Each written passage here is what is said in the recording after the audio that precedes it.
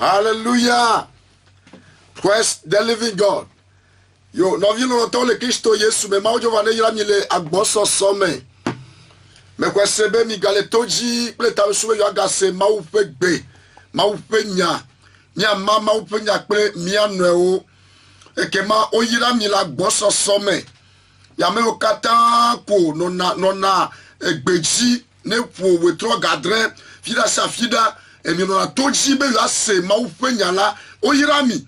Togo be jogenea, Ghana be jogenea, Benin, Anigba blibo katan, fika kenele, ne le nyabe besem, ne le nyakpom, la ekema, oyira o le nyon o dome, oyira o le nuchu o dome, ma ou pa menu veve, ba bososo, na yin yabe gome popo, le Christo Yesu, Nazareth to la pen kome, ekema mi o mon popo ya, e mi to Yesu jido gbena mi akatan, ma ou pa me o katan, Christo be fome ya, Chotogo so ide anigba be mlanu la oyirami la gboso some mi ame o kata le asidem doyame mi ato mi ano ma o jova ne yirami la gboso some me kwa sebe afo ikedem ne le ya me kwa sebe mauha ele torom le akpa oji ekema no nyewo woji fasre simeke Yesu Kristo avakplo ame asojo avakplo de pakplo asojo et que ma nous mieux mieux jirarodi le jipo fika gbagbavli après nous ble gao o mate ble que sinon nous leo o yirami la grosse sommet miecho église pentecôtiste Jésus prince de la paix et que ma mi on pas quoi ya d'apena maude église pentecôtiste Jésus prince de la paix mais vio katan fait agbeta ma on jovane yirami la fio katan miele le Christo Yesu Nazareth to la peine comme Hadon la okata, miasro, miabe vio, maujo vane yirami, la gboso some, la fio kata, miele, nieto Yesu jido gbena miakata, amelo ameyo kata ko, mienonatoji auditeur fidèle, auditrice fidèle au kata, maujo vane yirami, le agboso some, apostolo deo, prophète deo, maunya kakala deo, miame okenyi, miato, miafofo, miedona nous semi, le nyame toro po nyaome nyabe action ome nunana ome ya ma ojo vane yirami be mi o ha mi le akpadeji la gblaji miele nu se domi la ma wa na domi nu se wa ga yirami leji wa black panami wa siam ye nami le Yesu pen comme radio bon be akame tio katan so DGJ mi menglobe technicien o parce que ça va aider gardien oji ma ojo vane yirami la gboso some ma o pa me o katan o va to la moyaji so kaka kosidagbe so va aider me dagbe ji ya ma ojo vane yirami avec di le moaji zande ya pe ame o katan wa ba akpromido pe ame o katan ko wa gava to fia kaka so ya ma ojo vane yirami le agboso some me kwa sebe agbagba yo ke jemiele la gbla me agbla keke e ke wo mnele ya be fetu la vana godo e ke mama obe gbagbo na donu semi katan le agble aji ehia na nu se dodo mi kata mi hia enu meto gbalo a apede no vi ontibe watem ayide edoaji ma wona yirami le agboso some le to mo popo aji me da pe na mawo de mi ato pagbeta mi ano pagbeta ma wojo wa de yirami la agboso some la fi o kata mi le ma wojo va ne yirami waga yirami ake e sonye lo to pa pe vi osia ma wojo va ne yirami le ape meda ma ou pa me ve ba gboso so na do gbogbo de mi aji le Christo Yesu pani come e ke ma toji no la ta me yo egbe enyi zigban to ne le mi akpom alo ne le nyabe nkosem ne ojibe ya keremi anti alo ne mi egbolo ma unya kpavo ne ojibe mi adoje ya manya re pape mi alo gbedora nya chido la sio alo ne jibe ya dogo pele ma upa me ya o la tem akademi anti ne ya be kapomo eve ojiko togo se la na akademi anti le blase ke vo de ke blaton voni de ke o amandre bla ve vo de ke blase ke vo de ke blaton voni de ke o amandre bla ve vo de ke togo se la nyema 91 58 07 21 91 58 07 21 et mouvaji ya la keremi anti le blase ke vo se ke blade wiene ple wieni blase ke vo se ke blade wiene ple wieni 99 60 14 18. 99 60 14 18. Ba jo wane yira mi la gbo so so me. Wo de ka papre mi ayemi ado gbeda. Agape nye Yehowa. Agape nye Yehowa. Ameko kwe awo. Fe bode me fe. Agape nye Yehowa. Hallelujah. Ameko kwe awo. Fe bode me fe. Agape nye Yehowa. Agape nye Yehowa. Jipobitolo. Agape nye Yehowa. Agape Yehowa. Ameko kwe awo. Fe bode me fe. Agape nye Yehowa. Hallelujah. Ameko kwe awo. Fe bode me fe. Agape nye Yehowa. Papa mye dogbe da mye dakpe. Agape se semye fumlao. Yesu Christo Nazareth tola.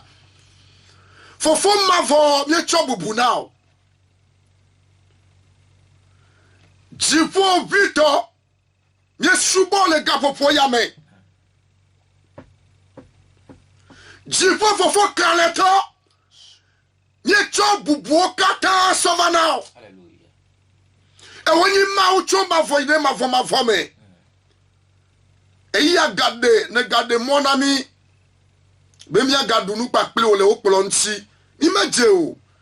Apena o bene de mon ami to evio Yesuji. E wike okoda yi. E pa pe vepe jivo nyesi ya ne de mon ami. Bemi ya gade nou pa ple o. Nye da pena o be o gbogbo la de megbe na nou siya nou. Amen. Krosia kroje. E ya de siya de vwe megbe be.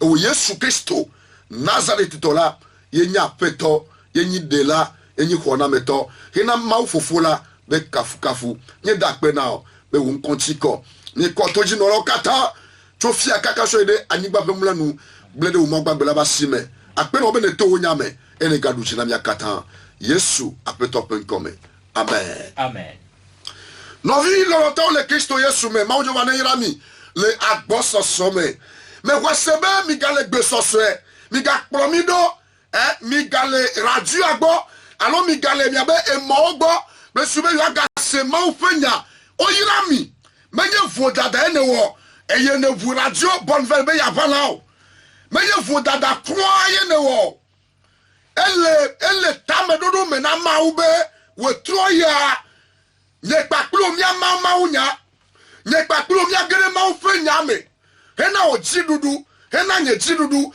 hena nyafa jidudu hallelujah amen praise the Lord hallelujah ekema oyirao la boso some mega tro mo mega jole mo agbo no mo agbo ma gado nyade now praise the Lord hallelujah ne enyade ka komi le helemcha gbesiagbe ya mawu agato me aduchi now amen hallelujah amen ele won gbesiagbe praise the Lord hallelujah ele won le radio oji ele won le enukpa ma oji ele won agbangba ne odogo pape mi hara ele won nu iko na me a onevo praise the Lord eye menye be onna me abe wa dacha mi komiero ki okodu anyi be tam sube mau ne wa mi o ha mi antido ne ameyoke ochoro ki du anyi be mau ne wa mi antido na wa mau praise the Lord hallelujah amen ekwa was ni keji ame hose ya yedene aye nyi be wo ha ne nyabe nkosem aye hose ole totum now alors don de discernement si je be gbagbo so asio aye mo be gbagbo ta mo no be ameyawa o che ole nyate peme ameyawa ma ofa me onyi ma ofa nyagori la onyi ma obe dochola onyi e ya pe keme aye ni be na de ha pra misisiala e ke ma nyebe o ha na poto ogome amen praise the Lord hallelujah jipo aduchi now me kanu ikeme tom neleo me kabe ajewelewo me kabe o sagbedo Mais Kabé et dans les tuyaux. Tamani on les toji, on les bédola fait, on les toit si pas badonné, mais on l'a fait, mais on l'a fini, affiné les gamins quoi c'est. Fifi là, il n'est pas tant toi, ta me sous, ben maou femme me devant moi dit, et il n'a promis donc plus c'est là, maou a tout n'a me adouti now. Amen. Hallelujah. Amen. Maou a tout mia dit, wa koko be sa jole tio. Maou a tout mia dit, et wa yo doma now. Hallelujah. Amen. Praise the Lord. Hallelujah. Et que mal de qui pour moi nele novio ko subola ma femme au couteau quand je jamais fait baisser les radios bonne veve ya valaji to ma femme veut fermer o yirami la gosse sommet mille no tanya de me le fait yame aye tanya l'église tombe na to trop wade ele va va ke koto woya kweseko Amen. to trop wa ele va va ke koto ton changement viendra à coup sûr. Crois seulement. Amen. Your change will come for sure. Just believe. You must believe, my brother, my sister. Hallelujah. Amen. You must believe. Ne doula wese. Be to tro wale vava ge goto. Ne mi agatim atwa silencia. Ne doula ho maudise. Ne doula ho gbagba dise. Ne doula ho Yesu Kristo dise. Eye ne doula ho mau fe nyagbo yi la oji sebede. Enya ike mau le toji kwa le nawa. Ne doula ho sebe to tro wale vava ge goto. Amen. Doyoyo wale vava ge goto. Amen. Katuchu wale vava ge goto. Amen. E swandede wale vava ge goto. Amen. E fijiji wale vava ge goto. Amen. E nui kenyi wotame dodoa. E bate jiji hala. To tro le java goto. Amen. Hallelujah. Amen. Praise the living God. Hallelujah. To tro wale vava ge goto. E ke ma ofe gbogbo. Le miak plom. To ma unyak pikpi gede ome. E ke ma le fi ke mi vadoa. Mi vado mi atokbi chichito Job. Be nutsi nyaome. E ke ma mi so pikpi de ole. Ma Job agbale tagban chok pikpi gban kaka soyi. E ke ma mi va so ebe gbedoda o egbe ike ododa. Mi va so podem de o le eta uye ne ame. Pakle eta blave ame. Me kwa sebe ne promido aye mawu toto di la sele Job ntibe Job enyi amade ike echo uspani gbanji aye ameyala enyi amemadi fo gban number 1 enyi amemadi fo Evelia enyi amejojoe aye tonliala ngongwabe evonana mau aye nelia elefunu vondi wowo. Hallelujah. Amen. Praise the Lord. Hallelujah. Vo Job ya ke okle nono meya o agbe nono meya o le ba gbe meya me re mona nu yo ke me oto. Hallelujah. Amen. Praise the Lord. Hallelujah. Eye le menu me toto kata meya no kle twi bi ba kaka so ya me nya kata nyenya ntinya Job etonu se seme me fao vo gake Job egale de be maunusi nusi anu gle nusi anu kaka enu gle kenke enu kata gbledi enu kata kaka lao nusi anu na ne kemeli ke Job la do asida wacho vogakea mawuya mejo legbo mawuya eledenchi. Praise the Lord. Mawuya legbo gbesi agbe eyinu kejo Mongwabe Yova gede gbe do dame. Prayer is our key. Hello? Prayer is our key. Is your key. Gbe do da nyi mya be safle. Gbe do da nyi o safle sister brother. Nou de pe ikeme na to la gbe ya me. Na to la sime. Na to le don fe. Na to le fome wa me. E kwa ikeme ne le ya. Gbe do da atande o le me. Amen. Mebade, be do da ata de otoleme. Vo menyeme na dog bedako, na dog bedale nono medeme, na dog bedale kwakwanyenyeme, na dog bedale jojo nyenyeme, na dog beda le nuka, le fomadi madime, ekema ma wa to be do raji adu chinao. Amen. Et nous, que boule, yoba gbemeya, y'a gbe da prayer. Voilà si me que si je devais aussi, et on lui a tourné gbe da meya, kaba, jipo chite le ba gbeme. Jipo chite wavane. Jipo chite ujine. Jipo chite eye oyodwe. Abike kodenti yobunti. Eye avoué va dire na ba bi. Mais ta me susube watem abiane watem kuwa. Le simeke yob chite le gbedo drame. Eye ma wa chite le ba sikpeti ya. Abia écoutem pas. Amen. Eye mauga tro yo ben tigbale oga zunuka oga zo ben tigbale de kakbi ben tigbale ne. Alléluia. Praise the Lord. Alléluia. Donc egbe yo ke o dodala no ngabe eva mauga va die ben nu onaji ne miagle yo bagbale eta blad ne vo fe. Pipi ameve la. Mon abe azoko menyebe ewo Yehowa atem awonu kata e nane kemeli sike ese normal o. Alléluia. Job 42 verset 2. Je reconnais que tu peux tout. Je reconnais que tu peux tout. Et que rien ne s'oppose à tes pensées. Et que rien ne s'oppose à tes pensées. Amen. Amen. Azoko menyebe ewo Yehowa de atem awonu kata eyinane kemeli gbogbo de kemeli ame agbeto de kemeli nuwawo de kemeli nyajojo de kemeli enyemenya nuwawo de ke le jipo la nyigba be chume de kemeli ke atem ahemona otame dodo. Amen. Praise the Lord. Alléluia. Alléluia. Et de fiabe nano rena mona mo be tame dodo. On la tête d'otame nué, vision nué la tête noisio, projet nué la tête noisio, vonne bedo do la me couleur, le bedo la me pelentinao, nyebe enuka, enugedeo, wa te remona tame dodoa. Praise the Lord. Alléluia. Tame dodo gedeo la me betosi. Vo eikele mausi kuda me betonsi la, kengo va joa.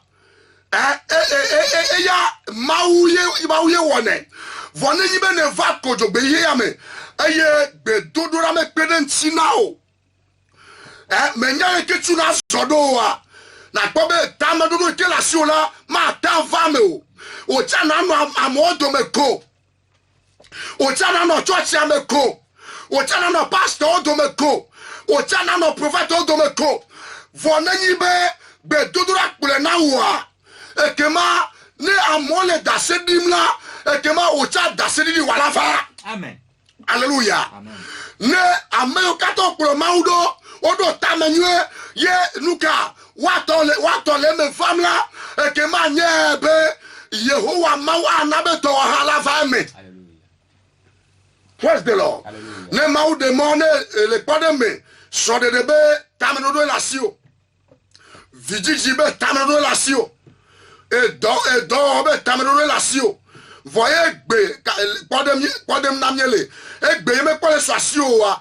Menye gomenye be ke domda le na mawa. Maumata cho donao. Maumata cho eso now. Maumata cho view now. Nous tete le ma aussi krate tue now. Et que mani be amole da sedi me bala. Et que o cha tote poto wa. Praise the Lord. Oyona maube game be carios.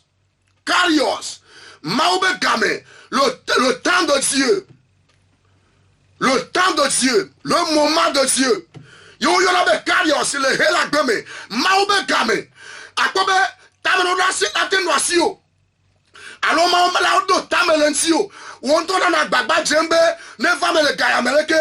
Ne fame gayameleke. Ne maume de moi le game antio. Ola jagbagba fua. Akobe tamenoda mata fame. Vona maube game sula. Evana fa. Evana lentiva fame. Evana fa fade. Alléluia. Amen. Mais donc beda le tanobe maube kadios nevana. Amen. Et puis me gato te ko kronos. Kronos enya me gbeto be game. on me zina mauti olo, on me zina mauti o, praise the Lord. Vona nyibe ne to te kwa maube kamea, ke maube kamea never do a me ganyi wonto tukada na wo. Praise the Lord. O maga o tukada o. Ke gbanu ke chimle ya wa vana o. Hello? Aye. Praise the Lord. Hallelujah. E ke ma yob e to te kwa ma o. Bre do da. Maube game vadone. Ye na ole gbagbe azon ko menyabe e wo Yehowa atem awonu kata e nane kemeli sike sese na mawu yo we français gbagbe nane kemeli sike ateke mona wo tamedodo. Praise the Lord. Me do gbeda de tano be nu sanu kele mo ge na ma be tano le wa gbeme ya gbagba ko be jone de mo ge no ojo ji po nu sanu de mo ge no ojo. Eye mawu be tamedodo ke odo de wa gbenchi e onanuma e onutuma e wo ikele senkonye le nyemenya anigba ka jinele afio le senkonye ala le nyepamo mawu be tamedodo ne fame now mawu be tamedodo ne fame now le Yesu Kristo pe come ne mawu be tamedodo le me family nanya riado ye amegero susu ne be ne enua le ji mnua ye penyi mo be ta no yo ba gbeme ne no le son na sia le son ne galeva fam na ne enu pata eyi desi kuva ye pe o grabe o mo be ta no le fam awo riado yi ama o de na mo nde o cha o fada me ma o de na mo e via o to na nde me ma o na dodo ko na via o e cha ma o be ta me no ele ma o be ta me no me Mauba me de Christo tadegbe ikela tonobe so gbemagbe ike ho Christo eye ye me tonane kemo wa eblemi hallelujah amen ekema Christo tobe nu me toto alo maube dodo ko ike owo nana eviao tonu me toto de o me ya echa ele maube ta me dodo me. Amen. Amen. Praise the Lord. Hallelujah. For Maume de Namobe et Viawa Chiemeu. Donc, Yob là, Maou de Kwa, tout dans la meame. Vona Abu Samiana, et le Tekoe. Voga Keleo et le Tekope de Dokwa Katamea. Au finish là, Yob Vadouchi. Ocha, le nouveau Kata Vomebea, Oladouchi. Amen. Bebe, o non Oladouchi. Amen. Et o nutu Oladouchi. Le Dolelame Oladouchi. Amen. Bebe, le Dolelame de Douchi. Amen. Le Fukpe Amen. Le Yome Chichi Amen. Le Nume Toto Amen. Le Fome Amen. Le Yovote, le Germany, le Hollande, l'Amérique, le Canada, le Belgique. Fika Kene le Togo Bejokonia, Ghana Bejokonia, Sénégal, Côte d'Ivoire. Fika Kene le Yole Senkonia. Mebe, Oya ne Douchi. Amen. Praise the Lord. Hallelujah. Le dodo kwa me, le nume toto ame, le tete kwa me ya, Yehowa mao ena o jirudu. Yesu Christo na o jirudu. Amen. Le Yesu Christo pen come. Amen. Hallelujah. Amen. Praise the Lord. Hallelujah. Eye Yob, le simeke o glonya ya voa. Mao wonde neta, ina o jirayado. Praise the Lord. Hallelujah. Ne o le pipi amatoa, eglobe nuka. Ebe ofonu lenti o mese. Ofonu lenti o mese. Vo egbe ya nyen kukpo. Fifiala nyen kukpo. Yoba gbale etabla ne vove. Pipi amaton. Job chapitre 42 verset 5. Verset 5. Mon oreille avait attendu parler de toi. Mon oreille avait attendu parler de toi. Mais maintenant, mon oeil t'a vu. Mon oeil t'a vu. Amen. Alléluia. Amen. Oglonya le muo mese. Que azola nyenku okpo. Amen. Praise the Lord. Alléluia. Ekbeya. Que azola fifiala nyenku okpo. Elabe le simeke yo gede dodo da mea. Yehuwa ma ochite e oduchine. E yo gane evie yeho. E gane elaye yeho. E gane subovie yeho. E gane nuye yeho soin ye ma uchone. Voyez ike gawa e jiebe nuo de jisi bosefe. Alléluia. Praise the Lord. Alléluia. Ne so ye obe version obe mauga yira Yobe akpa evelia so wu akpa gbanto mawu ga yira yoba akpa velia fifia so wu akpa gbanto mawu ga dutine so wu. Praise the Lord. Hallelujah. Mais le totom no be nou kata le nye regeva now. Nou kata enyicha evota la siame la peame le pomeme le koy kemenele yo vote fi ka kenele ya e nou kata a renyiva na goto no we sa gbo no na be amen. Amen. Praise the Lord. Hallelujah. Mais to gbe da de telo be nou kata na renyiva na. Amen. E nou kata na renyiva na. Amen. To lele mane renyiva na. Amen. Fu pepe wane renyiva na. Amen. Nou ike be to ne na renyiva na. Amen. Fo me de kuku no be gede gbe to dame. Hallelujah. Amen. Praise the Lord. Hallelujah. Yina yopcho nkona eviao le comme c'est que soit silan. Evi gbanto eviano evi gbanto evilia. E chokore be jemima. Sigonyi be nkekerevado. Mi de nyama okata go be nsovai. Eye evi evilia ni kezia. Eye ke mi le sabe trésor. Trésor. Et nous dradope. Praise the Lord. Et nous dradope, nous nyo dradope, que son nous dradope. Voir nous kenyi yob tola gbogbo ame vodi ola, on va kweso mi. Aye no kwa be gbeyo ke ododa le tabla ve. Pipi wi aton. E be emmi ke sinon nous, ele na be wa joe. E be emmi ke sinon nous o dradope ni yob. Voga ke e dan on va kweso mi. Patapato. Voilà gbe dodo la mea. Mau yobe kesino ebe lao eviao evianu chuo eviano nola mau sona yob me dog beda de tana obe gba kone ho kesino no na Yehowa mo ne wa va bre futo bre dagbagba apeme daho egbeme daho fome daho e come daho ame fodio fi ko daho kesino nu ola me sendoa Yehowa mo ne wa va e wa ho so now me Yesu Christo pe come. Hallelujah. Amen. Praise the Lord.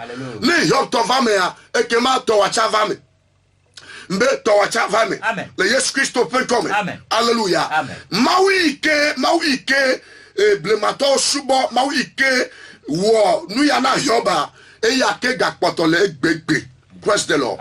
Non Apocalypse chapitre 22 verset 13 a ngongwabe be mau Yesu tona Yohanes be yenyi alpha pe omega gome jeje paple nu banto pe muleto sigon be mi ke yele ewom cha yele wom hohola iga potole wo ji egbe le Yesu Christo pen come ya nu ike me tomnele ya amare to me povai nu ike le jonde jiwa e jora mare ji povai nene make mau de otoleme e ke mane ele alea mau ne gede o chata ome Jesus ne gede o chata ome bagba ko ne gede o chata ome patata in Jesus name. Amen. Hallelujah. Amen. Praise the Lord. Hallelujah. Mau le we besagbe ne o hato wana le Yesu Christo pen come.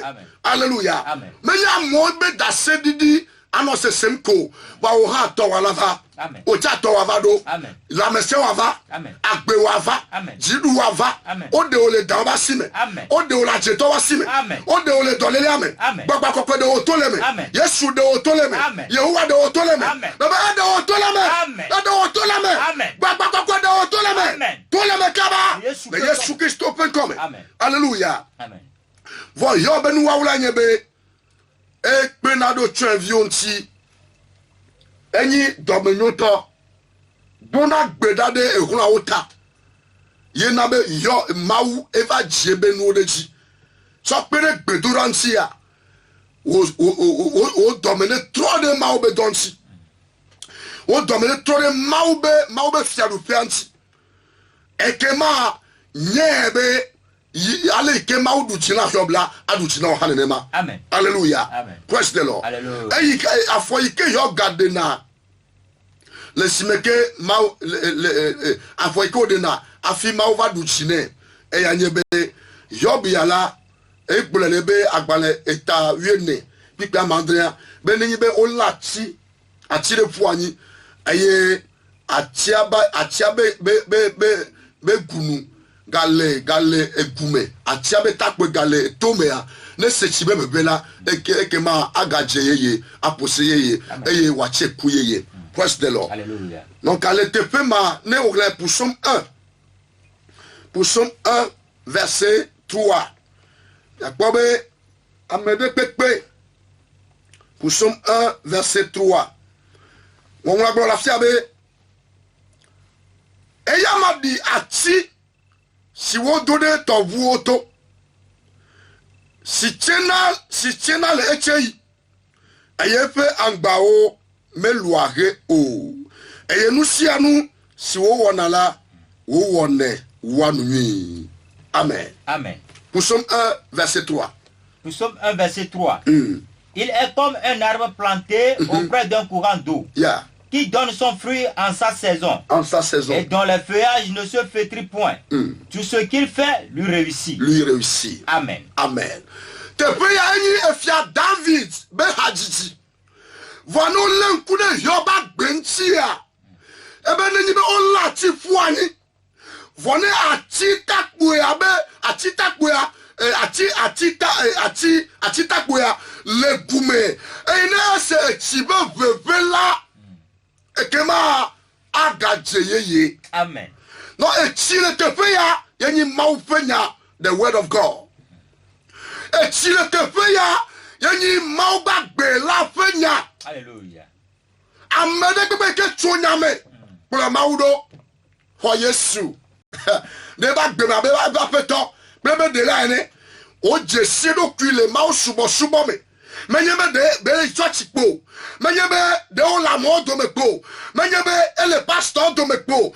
Va o jesi do kuile mau subo me. E jesi do kuile mau pe nyame. Eye kafla tabache le gate tonde pepe me hala. Mau adu jine godo. Amen. Nyame se amen. Amen. Praise the Lord. Alléluia. E wo ike chonyame. Le no mau pe nyame. On a le mau fenya gbesiagbe ne le ngle dem le mau fenya muti ne la gbenom le mau fenya me menyebe de on a le po menyebe de ne le glom ko menyebe de on a gbura ya me ko menyebe kafra on le gbura na mo po on to le gbura yo le no ba gbe on le no ba gbe ya o te mau te de mo te ton de pepe me ala bo sam te opo le mo de pepe me sebe au finisher Yesu aduchina ogoto. Amen. Alléluia. Amen. Ta me ronu obe no sianu ke me tomnele. Ele nyonyoma akpe normal ofenyame. Mele nyonyoma pa owa akpe normal ofenyame. Oya to mele nyonyom kruwa owa mele kukuna normal ofenyame. Obe nu chuade ike echonyame le mau fenya lengbledem le mau fenyame ya. Ekwea le mau fenyame Amerike tia be ya no agbere mau fenyame ya eya mala edi atide ikele tovuoto ne le sema edi atide ikele tovuoto no gba la chimacha e tovuala na kaka waje. Oh bro, amen. Amen. Le keke atia le keke amola wokratia le tovoa toha le nyagboha le tiagboha le totoha la etia la webe atia la gadjeyeye. Amen. Atia eniwo. Amen. Fika le ole 5 ans. Fika le yo le dotomo. Eya akpaka goji le na mau. O la zoge na maua. O le toa. O le mau pe nyagboa. Alo le dizile gbo. Me de kukuna o. No trogbo va mau pe nyame. No mau pe nyame. No eglem. No ngble de lenchi. Na no agbe no mleme. Nyagbo la Yakobo gbobere. Ebe wa yira meso kata le enya glem enya sem. Yo o leji won bom. Menyebe na aglenya echona va ngobeo. Menyebe nuka na dengbele nyansi echokwa na ngobe dokio na va no agbebu ao. Menyebe wa gble na se alo won to na gble vo ave no agbebu ao. No agbele nyame o be wa yira mesio ameyo kata le nyasem eye o le ti wom de fiobe o le yoyo wom na ma o fe nyase lao egblo lao mblede lao le ma o fe nyame enyakle lao kekebe mi kata mi anu agbele ma o fe nyame me nyama de kela putu klodo wano check you be ole na agbele ma o fe nyame lo wonto na jagbagba na jesido kio na chunya bebe ya na agbele ma o fe nyame eya enyi kadodo ikela no papele ma o to me hallelujah kema eleve vie be nye papele la mi anu agbele ma o fe nyame won wa be ameya edi achide ko dore to voto eye ebangba melua heu echina le chei enu sansi ko wona la ejina no sami ko wona la enuka ewu wona wu anu nwe praise the Lord me gano gome jija pomo me gano ji ya pomo vono nu kom praise the Lord hallelujah nwa be nu sianu be nu enyowe be gome jeje jagbagba no viplimbe de ape nu anenyo gome jeje amen afenu anenyo totome praise the Lord menye be na je gome no la no nyonyo eye nuwa lavani nu badao aw me do gbedale kanobe nu nye tone va so asio amen nu nye tone so asio le Yesu Christo pen comme egbe be nu keke ya amegedeo amesame do la cheke bagbe amesame do la cheke vi to pe ke ole amegedeo be ole ma o me pefoa amegedeo pastor cha o leme praise the Lord hallelujah ame aleme hajito leme fika yimiele o papa mama apostolo nyagbodila hame vi hame dada hame fofo pastor be komenoto pastor so mi kata mi ajagbagba be ale kemie je gome ya mi ajagba pele mo be gbogbora mi ave wenu nyede amen jipo na yera nye pape o le Yesu Christo pen come Isaiah gbole Isaiah ba gbale tabla ne vo eve pipi tabla ne vo aseke pipi amevebe Esaïe chapitre 49 verset 2 e gbole fiebe e wo nyenu abe yidade ene eglamde epe asipe vovolite eye wo chom wo antro bidwe he chom fode epe dakume amen oui Esaïe 49 verset 2 il a rendu ma bouche semblable à un glaive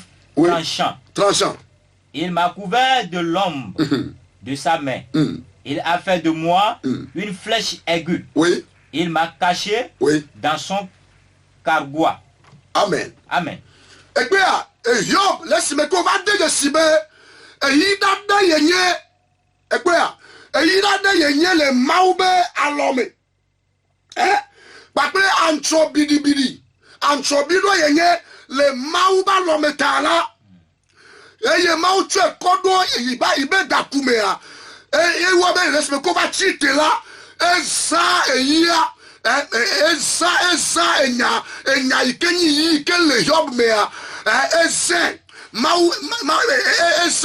eye mau toji bujine amen praise the Lord hallelujah me jimana nutude nyomde mi kata mi anyabe ne wo ikenyi tie le mau penya gbo le du mau penya gbesi agbe a eyi dade nenye lanu nenye na mau atoji waso gbanu amen mau atoji waso kakanu amen mau atoji waso honu amen praise the Lord hallelujah donc eyi nenye na mau me gawo glo aloglo do le gbedodo da me o ti kele gbedodo me e ke ma jipu aduchi now o yira o la gboso some le Yesu Christo pen come papa mi da pere o nyata won kontiko Yesu pen come amen hallelujah amen militi wi do potona mi le afia e ke mama se amero pegbe ne oyo poda gbo ma u fame ni kile to chom de tinye fifi laia enu valeyi alo nejo la gbenyeme e ke ma Yehowa mau adenume lesimeke nya gbonya de kade wa gbeji o yira o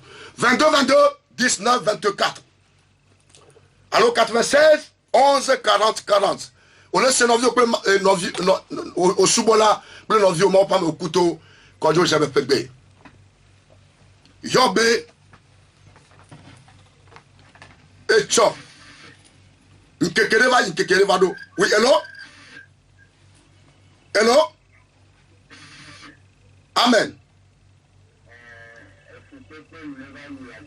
Eva il a beome le Yesu Christo pen come na yibe yote gbonya be ben kekereva yi nkekereva doa o cha enuye ye na kenao in Jesus name. Amen.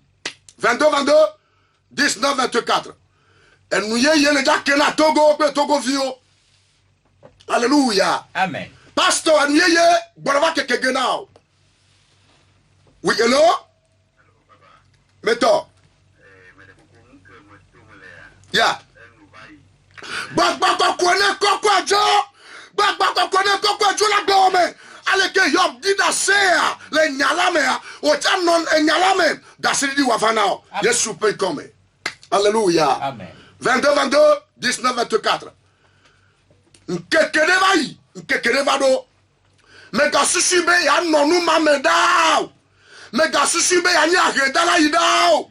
Mega susibe ya nya tono yidao. Mau atru ene yibe ne hwase. Ele tro amegere oto.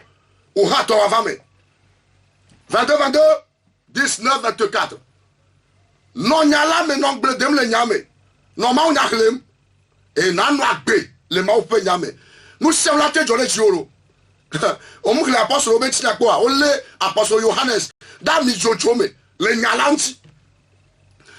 Mau la te de mo la tonde pepeme vogakea.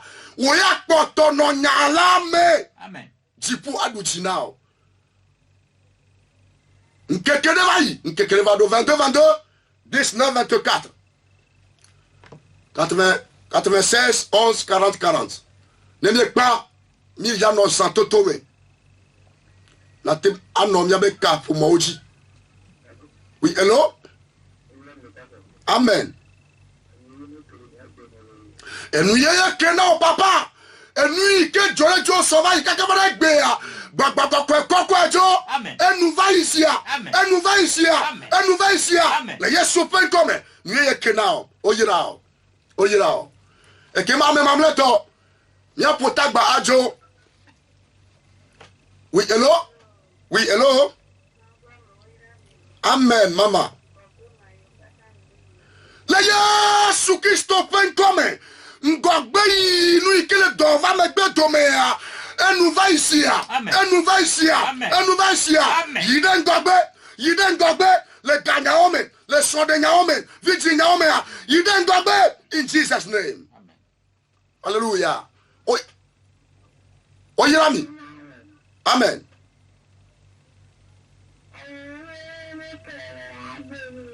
Le Yesu Christo Nazareth to la peine comme. Bakko kone kasin si la fille kenele.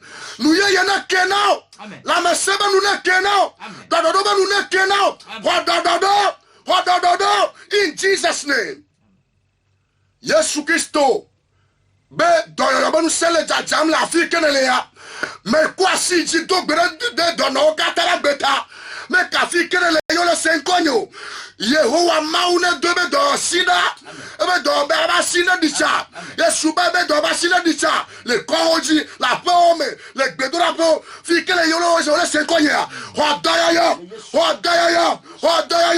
In Jesus name. Oyirao. Amen. Ekema egbela nya so CTP ya to mau pe amenu veme. Fila gbela ga se nya pe gbe. Na yomi le 91 58 07 21 91 58 07 21. Alors Mouva 99 60 14 18 99 60 14 18. Et nous yeneke le mikata mi bagbeme. Et nous yeneke na Africa View. Et nous yeneke na Togo Jukwa. Mais quoi sebe maobe kalios et la vagodo. Oyirami. Yo be mo pa okuto kojo jeme. E ke ma matona. Oyirami.